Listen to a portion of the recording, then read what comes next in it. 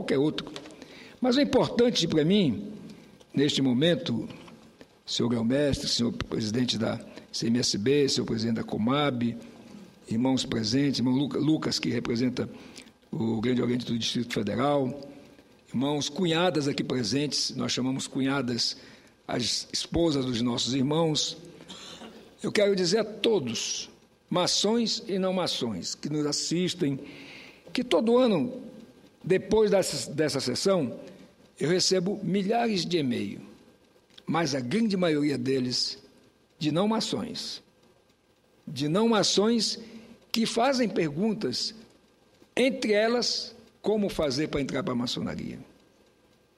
E, principalmente, dizendo que ficam satisfeitos de ter ouvido, como foi ouvido hoje aqui, os representantes das diversas potências, da Ordem de Molay, de 3 senadores, realmente falando da realidade do que é a maçonaria e do que poderá ser ainda a maçonaria. Nós temos que estar cultuando não só o nosso passado histórico, como as nossas tradições, mas olhar para frente, como disse também aqui, não podemos ficar assistindo, acho que foi o senador Álvaro, a tanto ato de corrupção, e eu digo a vocês, eu às vezes, como disse o Rui Barbosa, em 1914, Rui Barbosa que orna esse plenário, que ele disse em 1914, de tanto ver triunfar as nulidades, de tanto ver prosperar o poder na mão dos maus, de tanto ver agigantar-se a injustiça, o homem honesto chega a ter vergonha de ser honesto. Esse, portanto, não é uma coisa desse momento atual. Em 1914 ele já dizia isso, porque ele via que, na verdade, a sociedade brasileira estava, vamos dizer assim, contaminada pelo vírus da corrupção, estava adoecida pelo, no mínimo, descaso dos bons. Aliás, para citar uma outra frase que eu gosto muito, do grande reverendo pastor Martin Luther King, que o que mais deve preocupar não é o grito ou a ousadia dos maus, mas sim o silêncio dos bons. Então, quando nós que dizemos que somos homens livres e de bons costumes, não agimos, não falamos, não interagimos, nós estamos contribuindo de uma forma indireta ou talvez até direta para que, de fato, esse estado de coisas que está aí continue. Mas eu, até pela minha formação de médico e de maçom, eu não acredito em coisas intransponíveis. Eu nunca aceitei dizer assim, esse paciente está desenganado. E como eu não vou aceitar que se diga, o Brasil está desenganado. Ouço muito de pessoas íntimas minhas assim, não tem jeito, não adianta você ficar lá, quem manda lá é a maioria que é corrupta. Não é a maioria que é corrupta. É uma minoria atuante que é corrupta e os bons ficam calados. Então, nós temos que levantar a voz da maçonaria e, de fato, interagir, porque não adianta ir 1, 2, até todo dia da semana para a loja, tratarmos de assuntos importantes lá dentro e depois não levarmos para a sociedade. Eu fiquei muito feliz de ouvir o querido sobrinho conselheiro de Molay, porque realmente nós que já estamos, digamos assim, caminhando, e eu sempre digo que já sou sexagenário, a gente tem que olhar para trás mesmo, quer dizer, para os mais jovens, porque é deles que não é deles só o futuro, não é deles o presente. O presente que a nação está vivendo, eles estão sofrendo. E é justamente, cabe a nós, que já estamos caminhando para outro campo, darmos a eles as condições de melhorar, de eles interagirem, de eles mostrarem que é possível, sim, mudar este país. Eu tenho uma fé inquebrantável no Brasil. Nós somos diferentes de quase todos os países que vocês olharem como modelos. Somos um país miscigenado, somos um país tolerante, Somos um país alegre, até mesmo quando existe, digamos, dificuldades, mas, sobretudo, somos um povo capaz, como fomos no passado, de fazer mudanças sem guerras, de fazer com que a sociedade se mobilize. Agora, só para dar um exemplo, aqui no Distrito Federal não é o caso, mas em todos os estados brasileiros está havendo este ano eleição para vereador e para prefeito, de quase 6 mil municípios. E aí eu ouço algumas maçons dizer, não, política não é com a maçonaria. Como não é? Como é que não é?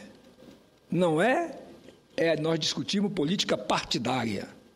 Agora discutir uma política nacional, a política regional, é com a maçonaria, sim. Nós devíamos não só nos candidatar, mas, se não pudermos nos candidatar, buscar entre aqueles candidatos aquele que tem o perfil do maçom. Porque tem muita gente que não é maçom e que tem a conduta de maçom. São pessoas sérias, bons pais de família, trabalhadores e que se dedicam a fazer o bem. Aliás, chamamos entre nós de maçons sem avental.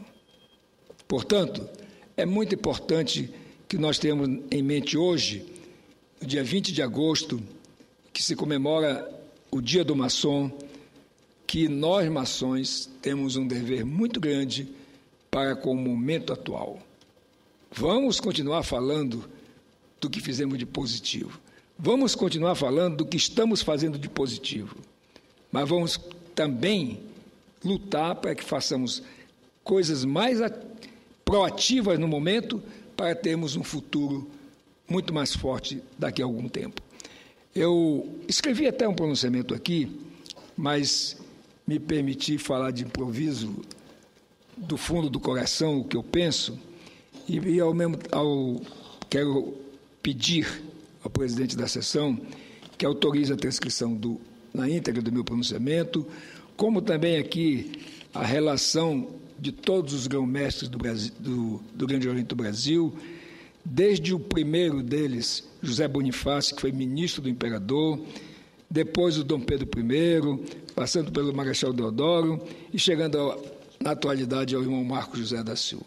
Portanto, é muito importante que essa história seja colocada, que seja dita, porque eu sei, até por uma experiência de ter sido venerável, que é lá na basezinha que a gente aprende muito a maçonaria, que muitas vezes a maçonaria, ao invés de unir a família, e é bom que se diga, não tem nenhuma outra instituição que exija do candidato, para ele ingressar na entidade, que a esposa concorde. Então, somos chamados de machistas, mas, no entanto, no caso, somos feministas, porque se eu quero entrar para a maçonaria, preencho todos os requisitos, quero entrar, mas se a minha esposa disser que não quer, eu não entro. Isso por quê? Porque a maçonaria privilegia a família, a sociedade e a pátria. E a base, a célula da sociedade é a família. Portanto, eu quero encerrar agradecendo a presença das ilustres autoridades maçônicas, das autoridades não maçônicas, dizer que eu fico muito feliz, aliás, aqui no Senado já se comenta, que a única sessão de homenagem a qualquer vulto ou qualquer entidade que lota o plenário e até as galerias, a tribuna de honra, é a que homenageia a maçonaria. Agradeço a todos que vieram aqui e quero dizer que eu tenho uma honra muito grande de ser maçom. Meu pai foi maçom das grandes lojas, eu sou maçom do Grande Oriente, meu filho é maçom do Grande Oriente e o meu neto mais velho é Demolê. Portanto, eu tenho a convicção, mas nenhum foi obrigado não, hein? Nem eu fui obrigado, nem o meu filho foi obrigado, nem o meu neto foi obrigado. Aliás, eu tenho até para encerrar, vou contar uma historinha aqui. Quando eu estava com 10 anos de idade fazendo catecismo, a freirinha lá, ensinando sobre o céu, sobre o inferno, sobre o pecado e sobre boas ações, mostrou um folder do inferno, que é clássico, aquela clássica imagem de um caldeirão com as labaredas enormes e algumas pessoas queimando dentro e o demônio com o tridente. E a freirinha disse: para cá, para o inferno, vão os pecadores, vão os maus, vão aqueles que não sabem ser bons com os outros e vão os excomungados, como os maçons. Isso, para mim, com 10 anos de idade, foi um choque terrível, porque eu sabia que meu pai era maçom. E aí, imagine na minha época de criança, abordar um pai para perguntar alguma coisa. Mas eu tive a coragem e perguntei do meu pai: como é, papai, que o senhor já está excomungado, o senhor vai para o inferno, saia desse negócio. E ele disse para mim: meu filho, se isso fosse verdade, eu não lhe colocaria para fazer a primeira comunhão. Mas eu não posso lhe dizer agora. E aí, eu saí lá de Roraima com 15 anos de idade para estudar fora, porque não tinha sequer o 2º grau ou ensino médio naquela época, e aí eu virei o maior goteira, quer dizer, o maior curioso sobre maçonaria da face da terra, porque por onde eu passava, fosse numa livraria, fosse num sebo, que tivesse uma publicação sobre maçonaria, eu comprava e lia. E me formei médico, voltei para Roraima. Os companheiros do meu pai foram me chamar para entrar para a ordem, porque eu era Lawton, e eu disse, já aos 24 anos de idade, eu disse: eu ainda não estou plenamente convicto de dar esse passo. Eu esperei 4 anos. E quando eu entrei, que depois da iniciação nós temos a nossa comemoração, cheguei em casa, minha mulher estava acordada, mais ou menos aí pela 1, 2 horas da madrugada, e aí perguntou, muito preocupada, né? E aí? Eu digo: estou arrependido. E ela disse: era isso que eu temia, porque meu pai é maçom, pai dela, pai é maçom, meu avô é maçom, e nenhum dos dois mais frequenta a maçonaria. Só que nem eu sabia naquele momento que eles já eram remidos, eles não precisavam mais frequentar. Então, eu disse: não, mas eu estou arrependido do tempo que eu passei relutando para entrar na maçonaria. Aí ela disse: como? Só com uma reunião você já se convenceu disso? Eu digo: não, pelo de tudo que eu já li antes e pelo que eu vi nessa reunião, eu realmente perdi tempo. E por isso mesmo, até hoje, eu continuo ativo na maçonaria, pretendo ir assim até o momento em que transpor o umbral, for para o Oriente Eterno, que, aliás, eu espero que o grande arquiteto do universo não tenha pressa que eu vá para lá, porque eu ainda quero passar muito tempo aqui ajudando os irmãos, participando com os irmãos desse trabalho muito bonito, que é justamente trabalhar pelo segmento da humanidade, pelo fortalecimento das famílias e pelo futuro dos jovens desse país. Muito obrigado.